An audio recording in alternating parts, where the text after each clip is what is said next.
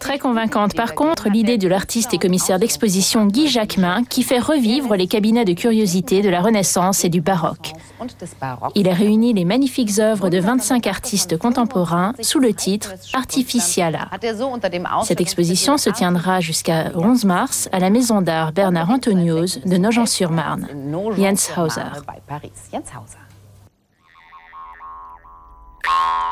Des artistes contemporains revisitent les cabinets de curiosité d'antan.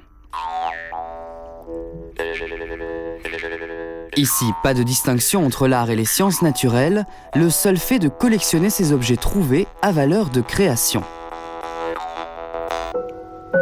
Des vêtements faits de graines ou d'écorces d'arbres, autant d'illusions tricotées à partir de matériaux naturels.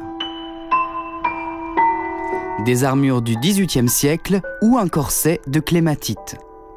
Le japonais Jun Takita, lui, préfère laisser les algues envahir le moule en plâtre de son propre cerveau, car pour penser, l'homme a besoin de la flore et de son oxygène.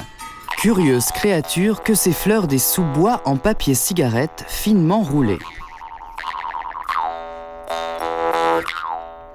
Ou cet aquarium de déchets appelant à une prise de conscience écologique. Depuis 25 ans, tout a sa place dans le musée fragmenté de l'artiste Ashley. Chacun des objets soigneusement étiquetés de ce cabinet des souvenirs raconte une petite histoire.